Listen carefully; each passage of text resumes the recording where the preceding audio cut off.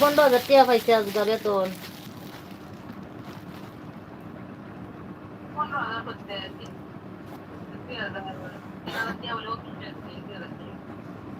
আজকে কইলো 15,000, 7,000 টাকা দোকান বাহি আর কি কি মিলায়া টিলায়া লাস্টে দা তার টাকা নাই।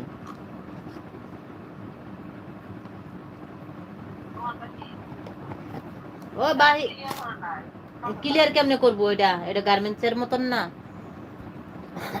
এই যে ওখান বাহির টাহির দিয়া আবার এই যে মাসের বেতন বেতন পাইবো এই পর্যন্ত বাহি খাওয়া লাগবে।